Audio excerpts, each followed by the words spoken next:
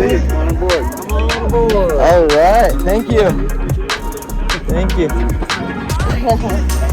I'm professional at carrying kids down ladders too. That's my second area of expertise. Hi Meadow, how are you doing? I see you have the same hairstyle as Harbor still. Yep. It's like her hair, if I brush it, it's actually about as long as my hair. Yeah. I don't want to be known as the slime meal guy though. I'd prefer a different moniker than that. Just own it. I mean, in my world, that's an enormous compliment. I take it as a compliment. Oh, it's freaking awesome. It's like the kids What? we got shown around down there. There's a big You keep your fingernail on under halfway and put the coin right on top of it. Whoa! Stay right there. I love kittens. I love dogs and kittens.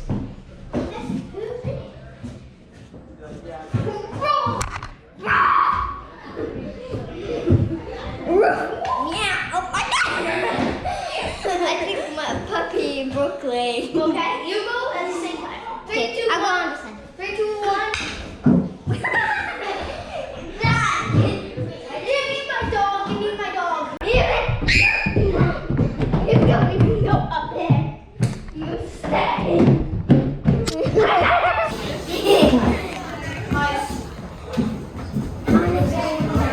Here, show us around, Meadow. This is where they can wash.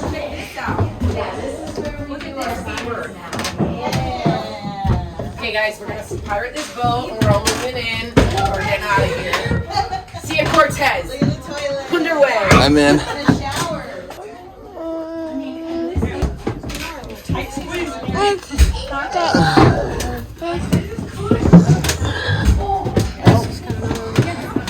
Here, let me get by you guys. How old was the boat? Yeah, so it was built in 1937.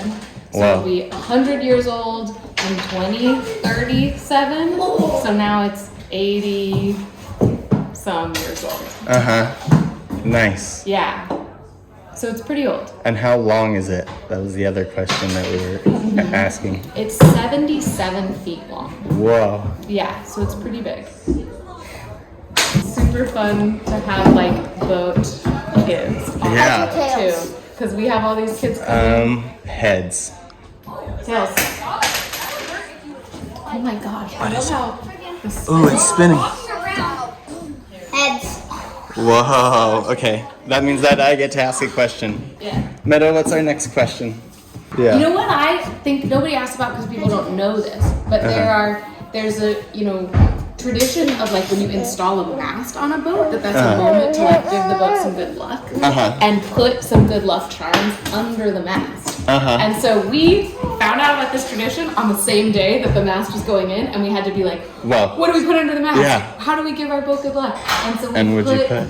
There's a peso and a quarter, and they're Whoa. a 1940 peso for the year that they went, and a 2023 quarter for the year that the mast went in. wow. Yeah, so it's like, Do you know which way they're positioned? no, if they're heads or tails. Yeah. That's so important. I don't know.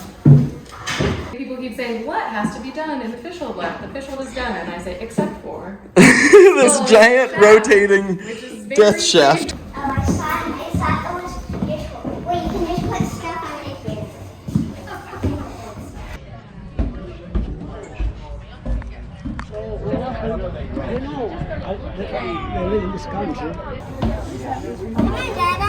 So I'm doing more of the electrical and the plumbing and the mechanical, whereas these guys did all the hard work. Beautiful. Where did this boat come from?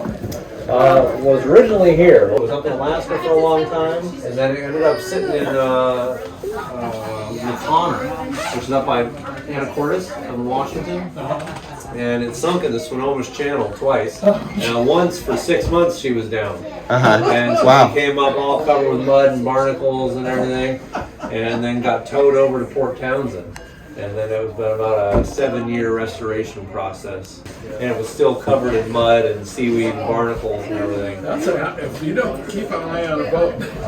Yeah, she just popped the plank and she went down. It was only down for about a week that time, and they brought her back up. And then a couple months later, she sank, and they left her down there for 6 months. Everyone has something that draws them into being a part of the boat's history. Is there something I grew up reading all the books. And I read all the Steinbeck books in my early teens, and my dad was a marine biologist, so we had Ricketts' book in the house the whole time. Awesome. And I've been living on a boat and sailing for 20-something years. So we sailed down here. I remember seeing this thing up in Port Townsend when it was a wreck. I was up there working on the Adventurous. And then I was coming down the coast this last fall. We were sailing down, and there was a crappy storm off of Brookings. And we pulled in to catch our breath in Brookings, and this thing was there, was parked there. In Brookings, catching their breath, because they had a rough night. And we were coming here, and he said, "Oh, we're going to Moss Landing." I was like, "All right, we'll see you there." Nice. And so when I rolled in, I wandered over and just volunteered. I'm like, "Hey, I've been working on boats forever." And a couple of days of volunteering, and I was hired. So Nice. yeah, it's been good. Look at this turtle. Hey, Sherry. How's it going? Good. How are you? Look at that turtle. Good. Thanks for having us. Yeah. Love your new boat, Sherry. Yeah. Yeah. You know what the story is of the turtle? What's the turtle story? And they can't kill it, and then finally, but the way it's told is like, it kind of is both funny and really sad. Hey, buddy. I'm lost. No, this is a place for fishermen. This is Forrest. The little one? Yep, this is my son. 1.5 years old. Oh, you know what? I hope the thing changed for him. It's not a good time to be a fisherman, huh? No. Nobody in the job. Nobody. It's too old. What job are you looking for? Any job. Just I'm making money. No money. The credentials of a retired fisherman. What do you write on your resume? I got tricks. I got this. I know everything. When you do everything, that means you don't do nothing. Yep. Yeah, I've always wondered, what's the deer antler story? Yeah, and so what's your story about? So different, Well, things, some people think it's good luck, right? Yeah. Antlers, yeah. So I had a pair of antlers, and I had my father put it on his boat. He had it there for years until he sold it. Now I have them at home. Okay. I put them on my house. So just straight up good luck. I think so. Yeah. That's why they put them up here. Yeah. Also. Yeah. And they were on the boat, before. But those are actually John Gregg's dad's antlers. Like he put his, so he's a little personal. Some stuff. people will put horseshoes. The horseshoes have to be up. chips? Yeah. You know that, right? No. You can't turn a horseshoe this way. Oh yeah, it's got to hold the luck. Yeah, the luck will all just dump right out. Oh, I didn't know that. I'm teaching you so much. You see the barnacles in the windows. Where's the barnacle? Oh wow. Yeah, the barnacle scars. Wow. By myself, fix back. I'm trying to fix a little bit because. Nice, thank you, sir. Appreciate it. What's your favorite Western Flyer fact? Well, did you know it was almost made into a restaurant? Bob Ania, who's the nephew of one of the crewmen from 1940, or one of the original, even probably before 1940. He started searching for it in the 80s. He's like, whatever happened to the Western Flyer? I want to bring it back. And he found it and it was still fishing up in Anacortes. And he tried to buy it, and the captain was like not interested, and then many more years went by. And the captain called him up when it was sort of starting to fall apart and said, all right, I'll sell it to you for $50,000. And so Bob started a fundraiser to try and bring the boat back and buy the boat. And a big developer in Salinas, heard about it and was like, Western Flyer's still around? And he swooped in and bought it. His plans were to cut it up into little bits and pieces and make it into a restaurant in Salinas. And then he didn't do anything with it, and it just sat there, and then it sunk after a couple of years because it was just sitting there getting more and more derelict. Sunk. He had to refloat it, and then it sunk again, and it was underwater for 6 months. 6 months? And that's when John Gregg came in, and the guy's like, all right. So, it kind of sat there with not a ton of work being done. So most of the work the shipwrights will tell me were in the final few years, which, it was I mean, we're still finalizing bits and pieces here and there, but cool artifacts. Yeah. So like one of my favorites, which is in my office, is they found in the window, like in the, what do you call the?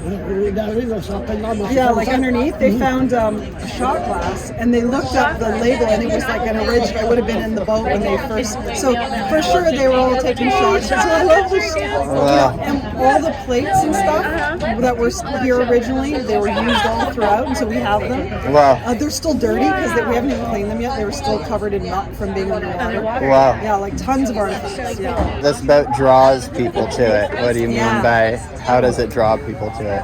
Well, how did you get drawn to it? So I was following the restoration for a couple of years already when I was, before I was even working here. And the Ricketts, remember the Ricketts? Like, so the Calder, so I used to have these events, which I don't remember if you ever went to them. I used to work at the Monterey Bay Fisheries Trust, so that's how I know a lot of these fishermen. And we do these events at this lab that Ed Ricketts, and you may not know, John Steinbeck actually owns it too, on Cannery Road. And one of these times I was giving a presentation, and Calder was like watching this feather going, you tell the story. I still have it. I want to hear it from you. Well, so my perspective is I'm just talking, and then all of a sudden Calder comes up to me and goes, this feather, I'm telling you, this is Ed Ricketts, like the spirit of Ed Ricketts or something. It's been like circling overhead and stuff, and you keep this is good luck. And I have it on my desk at home. This was all before this job even came into the picture.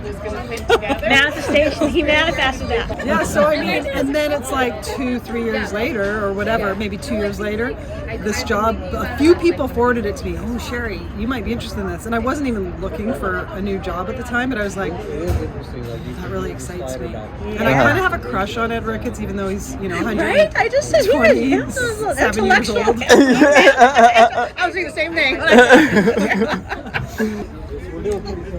Yeah. And he was just an interesting character, Yeah. And then they both were. And then, like, I've been working with commercial fishermen for years, and there's that connection. Ed Ricketts is watching you. You can come down. It's like, no, it's not like a kid's party down. What? We'd be happy to stay here. Wee. The visions always tend to go to the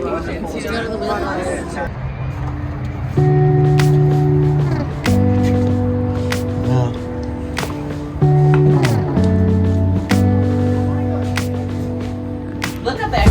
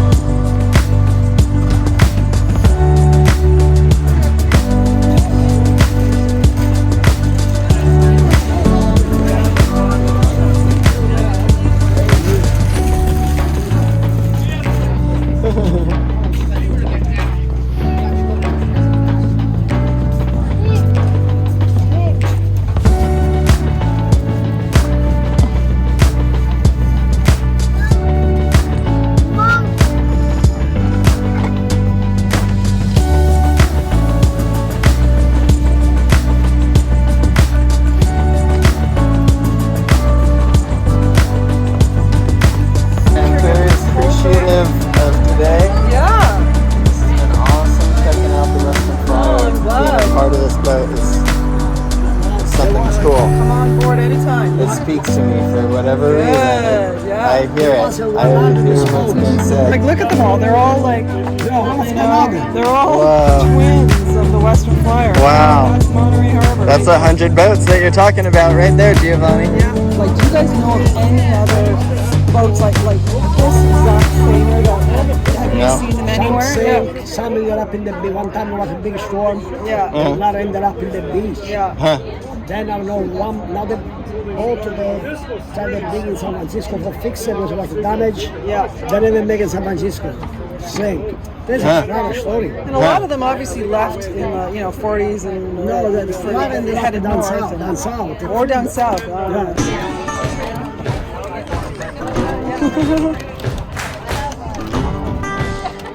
Bye, Western Flyer.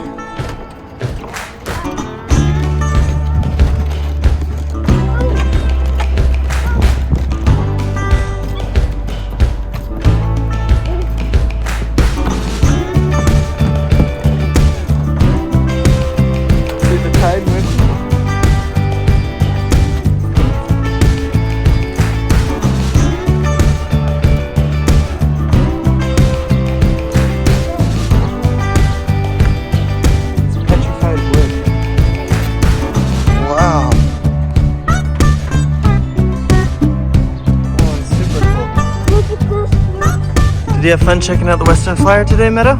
Yeah. Nice. Have a good one. Thank you.